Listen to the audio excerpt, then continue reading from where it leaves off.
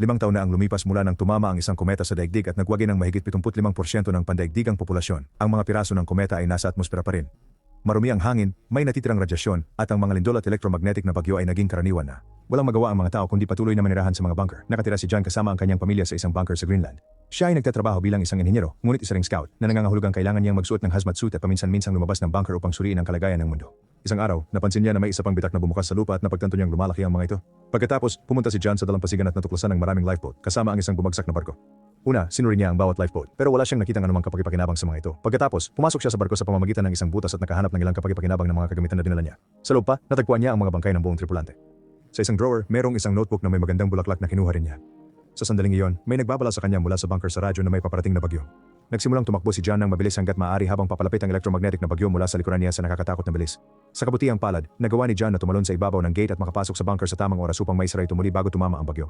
Matapos siyang i-decontaminate ng team, naupo si John sa pagkabigla habang iniisip kung gaano siya kalapit sa kamatayan.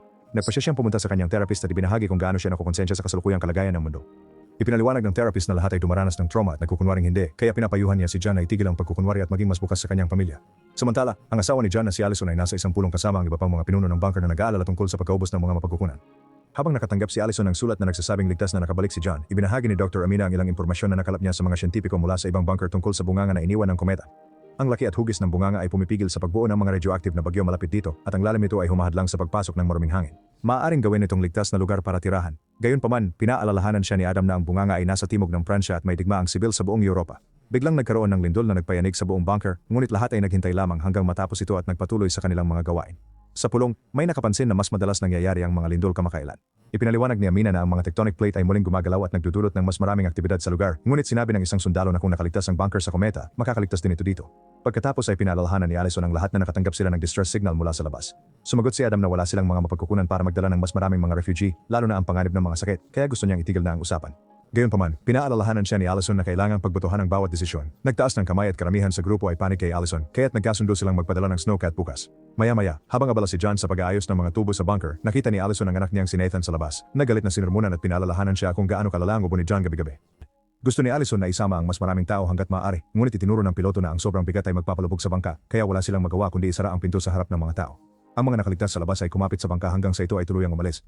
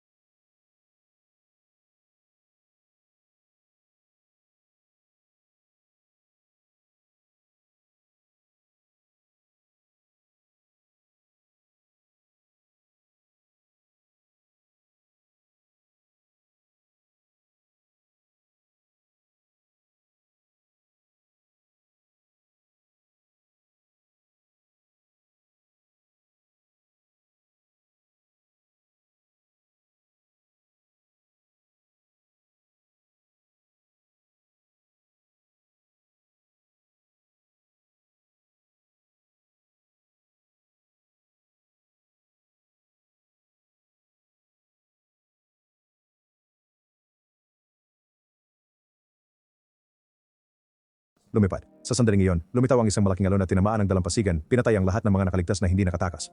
Ang bangka ni John ay inihagis din ng alon, pero sa kabutihang palad, itinulak ng piloto at nagpatuloy silang maglayag ng ligtas. Ilang sandali pa, gumamit si John ng isang aparato para kumpirmahin na maganda ang kalidad ng hangin dito, kaya maaari nilang tanggalin ang kanilang mga maskara. Pagkatapos ay pinag-uusapan ng grupo kung saan pupunta, at dahil wala na ang Iceland, nagkasundo sila na ang pinakamalapit na destinasyon ay England. Ilang oras ang lumipas, huminto ang bangka sa pagandar. Tiningnan ni John ang makina at nagawa niyang ayusin ito para makapagpatuloy sila. Pagdating ng gabi, masaya si Nathan na sa wakas ay makita ang mga bituin. Ilang araw ang lumipas, huminto muli ang bangka dahil naubusan ito ng gasolina. Walang magawa ang grupo kundi magtipid sa pagkain at hayaang dalhin sila ng dagat kung saan man. Pagkatapos ng mahabang paghihintay, sa wakas ay nakarating na ang bangka sa lupa. Tumingin ang grupo sa labas at nagulat nang matuklasang nasa Liverpool sila. Gumamit si John ang kanyang aparato para kumpirmahin na malinis ang hangin at sinabing dapat silang maghanap ng masisilungan. Pero nang tumingin sila pababa, napansin nilang baha ang bahagi ng lugar. Kumuha si John ng sagwan at nagsimulang magsagwan hanggang sa umabot ang bangka sa tuyong kalsada. At bumaba ang grupo sa bangka at napansin na mukhang inabandona ang bayan. Nakakita sila ng ilang tao sa kalsada, kaya sinundan nila ang mga ito hanggang sa makahanap sila ng isang payak na pamayanan kung saan sinusubukan ng mga lokal na makaraos. Napansin ni John na marami sa kanila ang mukhang may sakit, kaya't hindi sila magtatagal dito. Naririnig ng grupo ni John ang mga sigaw at sinundan ito hanggang sa makita nila ang isang grupo na nagpoprotesta sa labas ng isang bunker na binabantayan ng mga armadong sundalo. Si Adam ay nagmamadali papunta sa gate at ipinaliwanag na ang kanyang mga tao ay ang mga opisyal ng pamahalaan mula sa Greenland Station, kaya humihiling siya ng emergency asylum. Hiningi ng mga sundalo ang kanilang mga badge, ngunit si Allison lang ang may dala, kaya siya lang ang pinayagang makapasok. Nagsimula si Adam na makipagtalo sa mga sundalo habang lalong nagiging magulo ang karamihan, at isang sundalo ang pumaril kay Adam para patayin siya. Kapag sinubukan ng isang random na nakaligtas na makapasok, binaril din siya. Isinara ng mga sundalo ang gate habang nagsisimula ang alarma. Sa sandaling iyon, lumitaw ang isang bagyo sa langit at nagtakbuhan ang mga tao sa takot. Tumakbo sina Amina at pamilya ni John para huminto ng van at hilingin kay Obi na dalhin sila sa London. Nais ni Obi ng bayad, kaya pinapasok niya sila sa kanyang van pagkatapos kunin ang relo ni John. Mabilis na umalis ang sasakyan sa bayan at naiwasan ang bagyo sa tamang oras. Niyakap ni Allison si Nathan para aliwin siya habang nagdadalamhati si Amina para kay Adam. Ipinaliwanag ni Obi na ang mga tao ay desperado at papatay para sa pagkain. Ilang oras ang lumipas, huminto ang van sa gitna ng kagubatan para magpahinga. Nagsisigarilyo si Obi at ipinahagi na dumating siya sa England mula Nigeria 12 taon na ang nakalipas, pero hindi siya nagsisisi. Tinanong siya ni John kung may alam siya tungkol sa kalagayan ng France, pero sinabi ni Obi na masyadong delikado ang lugar at iniisip niyang peke ang kwento tungkol sa crater. Bigla nilang narinig ang ilang pagugong at natuklasan na may mga piraso ng kometa na bumabagsak mula sa langit. Nagmadali ang lahat na kumapit sa puno bago lumipad ang mga piraso sa itaas nila. Sinisira ang tuktok ng mga halaman. Napakalakas ng hangin na dulot nito, pero nagawa ng grupo na kumapit ng mahigpit para hindi matangay. Sabi ni Obi na ang van niya lang ang meron siya, tumakbo siya para subukang kunin ito. Gayunpaman, nagsimulang bumagsak ang mga piraso sa lupa at isa sa mga ito ang pumatay kay Obi, na sinira rin ang van sa proseso. Pagkatapos ng pagkulan ng mga piraso, nagtipon sina Amina at ang pamilya ng kanilang mga bag at bawat kapaki-pakinabang na bagay na makikita nila sa van at nagpatuloy sa kanilang paglalakbay ng naglalakad.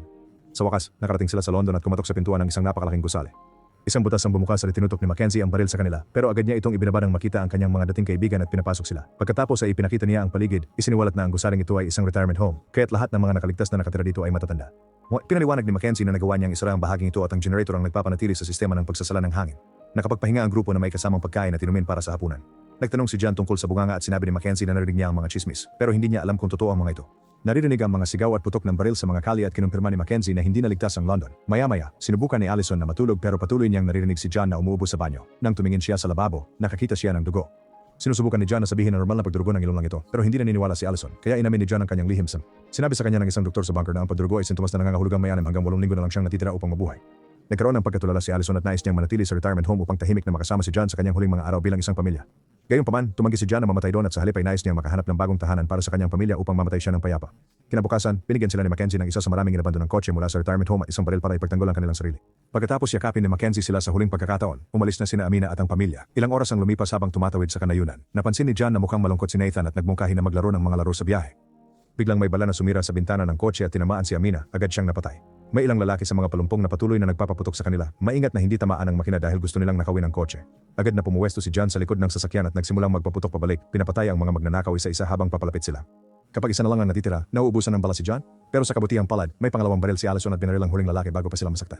Pagkatapos maglaan ng sandali para magbigay ng aliw sa isa't isa, nagkukay ang pamilya ng butas at tinalibing si Amina. Nagdasal si John bilang huling pamamaalam at natagpuan ni Nathan na ito'y kakaiba dahil ang pagdarasal ay parang pagbati ng mabuti sa kanila kahit patay na ang tao. Ilang oras ang lumipas, dumating ang pamilya sa isang malaking disyerto at napagtanto nilang ito na ang natira sa English Channel. Ang mabuti na lang, hindi na nila kailangan ng bangka. Habang nagpapatuloy ang biyahe, nakikita nila ang maraming barko at mga container sa lupa, kabilang ang isang buong Spanish galleon.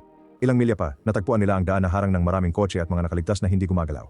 Lumalabas na may malaking bangin sa pagitan ng England at France na maaari lamang tawirin sa pamamagitan ng paglakad sa isang napakadelikadong tulay na lubid. Natakot si Nathan at sinabing hindi niya kaya nauna si John bilang nakapagpapalakas na halimbawa. Nagsimulang maglakad ang pamilya sa lubid ng napakabagal at maingat. Nang umubos si John, muntik na siyang madulas pero agad siyang nakabawi. Biglang umihip ang napakalakas na hangin at itinulak ang tulay, kaya't kailangang kumapit ng mas mahigpit ang lahat upang hindi mahulog.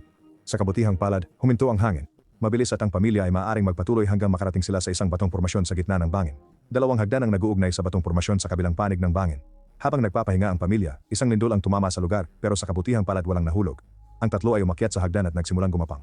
Gayunpaman, kailangan nilang huminto at mahigpit na kumapit nang muling tumama ang lindol. Nahuhulog ang mga bato mula sa mga dingding ng bangin at hindi nagtagal ay nasira ang tulay na lubid na nagpadala ng iba't ibang tao sa kanilang kamatayan. Sa kabilang hagdan, nakita ng isang lalaki na wala na ang tulay at bumalik, naitulak ang isa pang lalaki sa bangin sa proseso. Nagsisimula ng dumulas ang hagdan, kaya tumalon ang lalaki at bumagsak sa ibabaw ni Nathan bago gumuho ang batong formasyon na naging sanhi ng pagbagsak ng pangalawang hagdan at ilang tao. Hindi makakapit ang desperadong lalaki at nadulas din patungo sa kanyang kamatayan, pero hinawakan ni Nathan ang gilid ng hagdan at tinulungan siya ng kanyang mga magulang na makaakyat pabalik. Ang natitirang bahagi ng mabatong formasyon ay gumuho rin, kaya nagmamadali ang pamilya at sa wakas ay ligtas na nakarating sa France. Ngayon, nagpatuloy ang paglalakbay ng naglalakad. Gayunpaman, kahit gaano pa sila maglakad, puro desyerto lang ang kanilang nakikita. Bigla silang nakarinig ng putok ng baril at nakita si Dennis na nakatutok ang baril sa kanila. Ibinaba niya ito nang mapagtanto niyang hindi sila mga magnanakaw at tinalok na dalhin sila sa kanyang tahanan. Ilang minuto ang lumipas, nakarating ang grupo sa Hilagang Pransya. Kasalukuyang nakatira si Dennis sa isang lumang pabrika na pinapagana niya gamit ang makina ng kotse na pinapagana naman ng mga solar panel. Ipinakilala niya sila sa kanyang anak na si Camille at sa kanyang asawa, na pipi at nakaupo sa wheelchair dahil naapektuhan ng radyasyon ang kanyang nervous system. Habang hapunan, nalaman ni Dennis na sinusubukan ng pamilya ni John na makarating sa bunganga at pinalaan sila na napakadelikado ng lugar. Dalawang lungsod na lang ang natitira at ang mga tao ay nag-aagawan para makontrol ang bunganga, kabilang ang mga natitirang bahagi ng Hugpong Frances. Tinala ni Camille si Nathan sa kanyang kwarto at ipinakita sa kanya ang lahat ng mga cool na bagay na nakuha ni Dennis mula sa ibang mga gusali. Bilang kapalit, ipinakita ni Nathan sa kanya ang kanyang star sheet. Kinaumagahan, binigyan ni Dennis si John ng mapa at itinuro ang hindi gaanong mapanganib na daan. Ibinahagi rin niya ang pangalan ng isang kaibigan sa hukbo at pinigyan si John ng lumang litrato para mapatunayan nilang kilala nila ito na sana ay makatulong sa kanila. Biglang umiyak si Dennis habang hinihiling kay John na isama si Camille sa kanila. Nais niyang siya mismo ang magdala sa kanya sa bunganga pero kailangan niyang alagaan ang kanyang asawa. Nag-aalinlangan si John pero pumayag si Allison. Pagkatapos, nagpaalam si Camille nang umiiyak sa kanyang mga magulang at sumama sa pamilya ni John sa van ni Dennis. Pagkalipas ng ilang oras ng pagmamaneho, napansin ni Allison na masama ang pakiramdam ng mga kabataan kaya nagpasya siyang huminto para makapagpahinga sila. Nagsimula si John ng laro ng Would You Rather at ito ay nagpaganda ng pakiramdam ng lahat. Biglang may mga sasakyan na lumitaw sa kalsada at pinalibutan sila ng mga sundalo. Binanggit ni Camille ang pangalan ng kaibigang militar ng kanyang ama at nakumbinsi ang mga sundalo na tulungan silang makatawid sa lugar. Pagsapit ng gabi, narating ng grupo ang isang war zone kung saan nakikipaglaban ang hukbo sa mga rebelde. Isang sundalo ang gumagabay sa kanila sa likod ng linya para makalusot sila sa kagubatan ng hindi nakikita. Kailangan nilang huminto sa paggalaw ng may sumabog malapit sa kanila, pero pagkatapos ay nagpatuloy sila at tumawid sa isang bakod na kawad para makarating sa mas mapanganib na lugar. Ngayon kailangan nilang tumakbo ng mabilis hanggat maaari upang maiwasan ang mga bala at pagsabog na nangyayari sa paligid nila. Ang mga sundalo ay namamatay sa lahat ng dako at ang pamilya ay nakakita pa ng isang lalaking nasusunog. Tinawagan ng kanilang gabay ang bunker upang ipaalam na may mga sibilyan siya at sinabihan siya ng kanyang mga kasamahan na magpatuloy habang sila ay nagbibigay ng takip. Nagpatuloy ang grupo sa pag-abante at sa wakas ay nakarating sa mga trinchera kung saan halos bumagsak si John habang siya ay umubo. Habang naglalakad sila sa trencher, kailangang umiwas ng pamilya sa maraming katawan at makakita ng mas maraming sundalong binabaril. Sa wakas, narating nila ang isang hagdan at pinapunta sila ng kanilang gabay sa kagubatan, sinasabihan silang maglakad lang ng diretso hanggang sa makahanap ng kampo. Sa umaga, sa wakas natagpuan ng grupo ang kampo militar. Napansin ni Camille ang ilang bundok na wala roon dati at napagpasyahan ni John na malapit na sila sa bunganga. Nang tanungin nila ang isang sundalo tungkol sa kaibigan ni Dennis, nalaman nilang patay na ito. Ayaw tulungan ng ibang mga sundalo sila kaya sinabi ni John na mamamatay na siya at gusto lang niyang protektahan ang kanyang pamilya. Naawa ang isang lalaki sa kanila at binigyan sila ng pwesto sa kanilang bus.